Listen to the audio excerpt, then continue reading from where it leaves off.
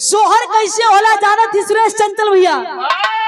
आस पड़ोस में जब लड़का होला तो हमरे माई बहन लोगन पहुंच जाली सोहर गावे। सोहर मंगल होत रहेला। पहले जब लड़का के कोरा में उठैह तो कोरवा में ले लिह, लड़कवा के कोरवा में ले लिह।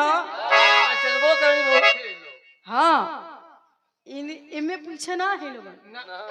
वो लोगन जब लड़का के खेलैया तो कहिए ए सखी ए उनकर मम्मी तनी है बबुआ की देखबू हो, तनी देखबू बबुआ का है नकिया एकदम इनकर मम्मी जैसन पड़ल बा, आ इनकर मुहवा इनकर पापा जैसन पड़ल बा, एकर गोड़वा एकर मामा जैसन बक, बक, बक।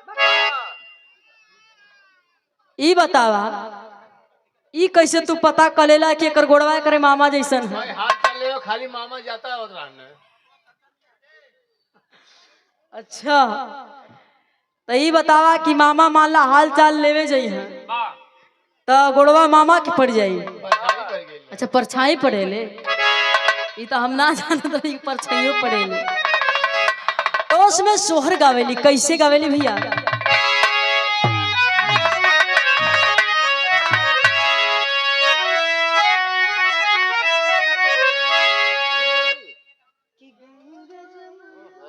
हेलो, एक पुरस्कार आया है गौतम दास नैकाडी ठेकेदार साहब की तरफ से 500 रुपए का पुरस्कार है। और ये पुरस्कार है जो अपने से कुछ शायरी है या गाना है देख करके बोल दे। और देखिए आज का दिन है बड़ा महान, आज का दिन है बड़ा महान, बनकर सूरज चमका एक इंसान, कर गए सबके भले का एक ऐसा काम, कर गए भले का एक ऐसा काम, बना गए हमारे देश का संविधान, देश का संविधान। और ये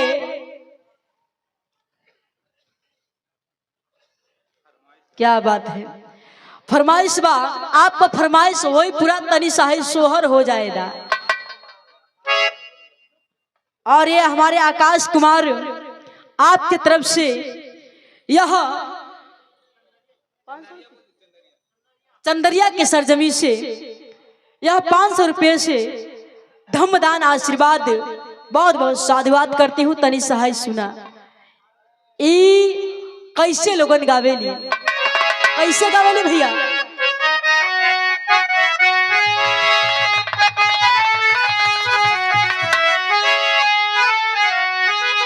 ओहो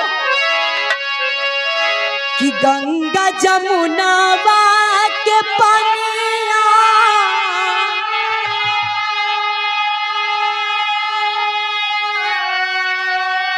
सिरी सीधा तू बनियान हो,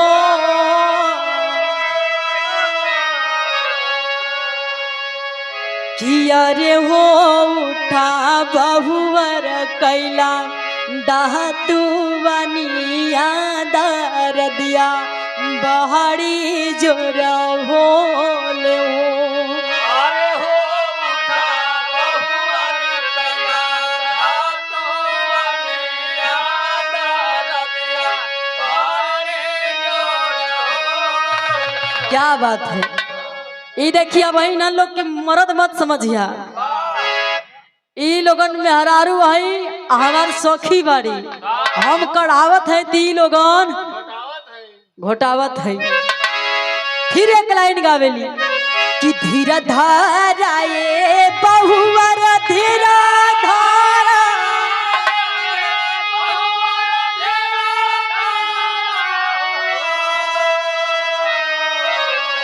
कि बहुवर तथागत के बना लिहो गाठरिया छोरत देरिया लागे ले बहुवर तथागत के बना ली गाठरिया छोरत देरिया लागे हो। धन्य हमारे संतों में संत महासंत संत शिरोमणि रविदास गुरु महाराज जी, जिन्होंने रात दिन समाज के लिए काम किए और इस समाज को पाखंडवाद से दूर करने के लिए, पाखंडवाद से बचाने के लिए अपने दोहे से जगाते रहे। और भले ही उन्होंने मोची का काम किया, जूता चप्पल का काम किया साहब, लेकिन उन्होंने इस समाज को कहीं ना कहीं, इस शोषित पीड़ित समाज को पाखंडवाद से दूर रहने के लिए वो मकाम किए साहब। लेकिन कुछ लोग इसी हमारे संत रैदास गुरु महाराज जी को, उनको भी कहीं ना कहीं ब्राह्मणीकरण की गई, ले जाकर वही में पाखंडवाद सटा दिहलन कि संत रैदास जी इतना बड़ा भक्त रहला, भगवान का बहुत बड़ा भक्त रहला। इधर पंडित जी लोगन और संत रविदास जी इन्हां लोगन में देखल ही गइल कि देखी के सबसे ज्यादा भगवान का भक्त बा, केकर मूर्तियां डूब जाले, केकर उग जाला। देखी वहां तो संत रैदास गुरु महाराज जी के महान तो बनौले हम कुल, लेकिन पाखंडवाद में जोड़ के, पाखंडवाद में क्यों लोगन ये जोड़ दिला कि संत रैदास जी पत्थरे का मूर्ति ले रहला आ हमन कठवा का ले रहली, तो पत्थरा का मूर्तिया जवन रहल भैया उ पनिया पर तैरत रहल आ कठवा का डूब गइल तो हमन हार गइली आ संत रविदास जी जीत गइला। दा हरि मालिक। तो आप लोगन सब कुछ जानता नहीं, तो हम अपने महापुरुष संत रविदास जी के जन्म जयंती पर ये गीत गावे जाता नहीं। कैसे भैया कहल गए, और श्रीकांत दास वरहा और गीत कांसी राम पर गाना है। ठीक भैया जी, फरमाइश पूरा हो जाई, तनी है सोहर हो जाए दाई, मौके का चीज बा। 100 रुपया से सम्मान सादर जय भीम। कहल गई कि कहिया के अंगने जमीरिया जमीरिया गा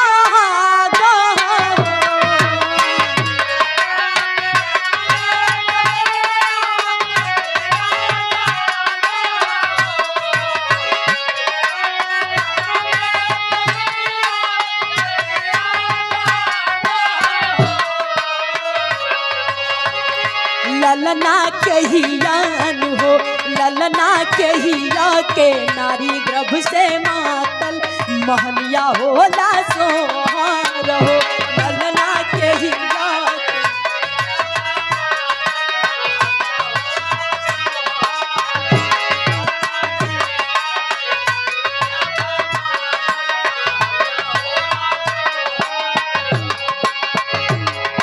कहल गई कि संतोख दास अंगने जमीरिया,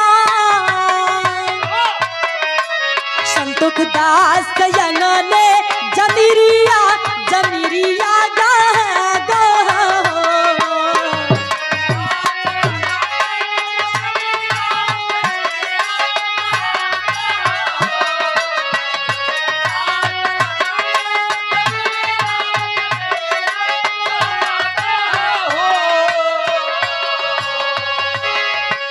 संतुख दास अंगने जमीरिया जमीरिया गा गा हो, ललना नहीं के हो, ललना नहीं के नारी गर्भ से मातल महलिया होला सोहार हो।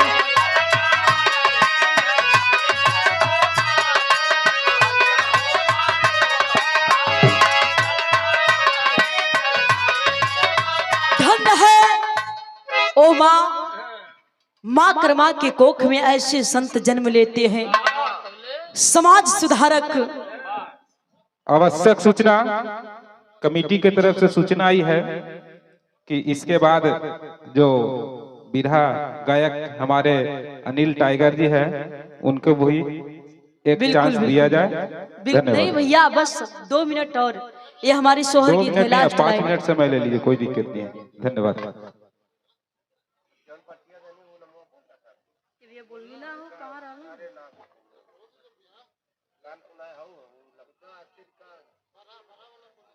बड़ा वाला बोल दिए हैं भैया जी, अच्छा फिर से बोल दे रहे हैं। यह परम सम्मानित श्रीकांत दास वरहा आपकी तरफ से 100 रुपये से सम्मान गीत कांसीराम पर गाना है, हो जाएगा और हमारे दूसरे कलाकार बैठे हुए हैं और इनकर फरमाइश तनी पूरा कह दिया भाई तू के टाइम चाहिए जरूर काहे से बहुत ज्यादा टाइम ले लेनी एकरी खातिर क्षमा प्रार्थी बानी कहना बा का अच्छा तो वही समय तबले आ गई नट्टिन समाज से ई लोगन द्वारे पहुंची सूचना मिलल कि अरे फलाने के तो लड़का भइल बा आ द्वारे पहुंचली तो जानत हवा उन लोगन का वेशभूषा कैसन होला तनी गमछवा दिया तो भैया देखा है आप लोगन के हम बता देता नहीं कि उन लोगन का पहनावा जवन है कैसन रहेला ए हाई जवन अचरा बा ये अचरा के विधवत यह काने में खोस ली है खोस के हाई खूट इधर दाब ली है अब पहुंच जाइ हाँ कई है हम नट्टिन लगत हई नहीं हम उन्हन लोगन को बतावत है कि वेशभूषा कैसन रहेला अब समझली वो बेचारी द्वारे पहुंच जाइ हो बड़का कटोरा लेहले रही हो और जब पहुंचिया तो उसमें आवाज लगाते हैं कि ए मलिकार आ कहाँ बानी हो तनी बाहरी निकल आई इधर मालूम पड़ी कि कई दिन कर नहले ही बेचारी मैं खजवावत रही हूँ ए मलिकार तनी दे ही ना है कटोरवा भर देती तो दूसरों द्वार देखती अच्छा डब साबुन से ओसे एगो बात बताए तो एमे लगत है कि एमे ओमे कहले है तो के कुल चीज ये मालूम रहत कुल में पास बना अच्छा तो उस समय तो गावल है उसमें सही हो गई उस समय उन लोगन गावे का गावे भैया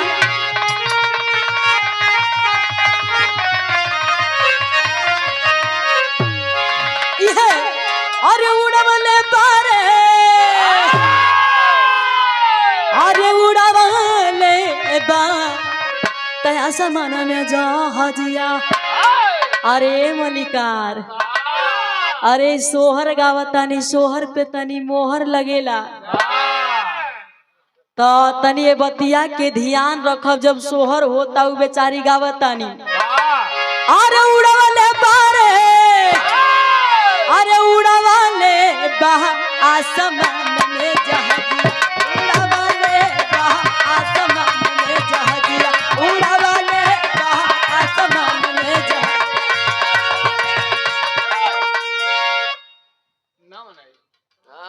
तो बढ़िया काहे ना मनाई हो बढ़िया से वीडियो में आवे आज खुशी के दिन है अच्छा ही बतावा कि तोहके रतौनी ना न हो गई है हाँ तबन कहनी है तोहा लौकत नहीं बा अबले ई कार वाला ऑडियो चलत रहल है घुमर के आवा घुमर के आई अच्छा ये कहा तारे कि बेचारी कितनी खुश होली गावे लिए ना चली कैसे अरे उड़ावाले पारे उड़ावाले बहा उड़ावाले पारे उड़ावाले बहा आसमान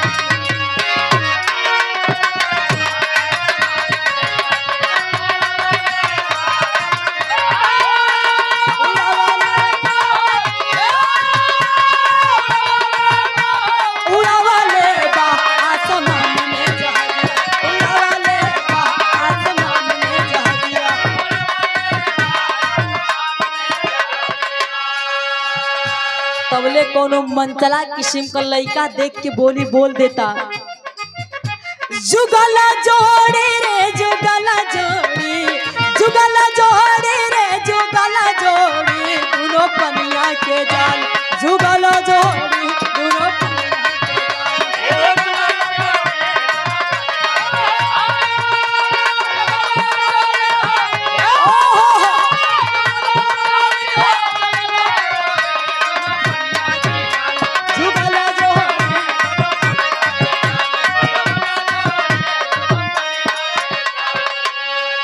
भूअर भूअर पार रे होरी लगा के भूअर भूअर पार रे होरी लगा के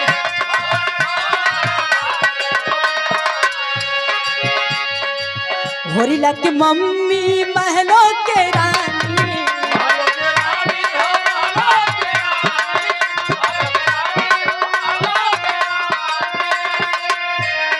लास्ट लाइन है, अब हमारे अनिल टाइगर जी आए और अपने गीत के माध्यम से अपने विचार को रखे। पापा हवे रंग बाजरे होरी लगा के, पापा हवे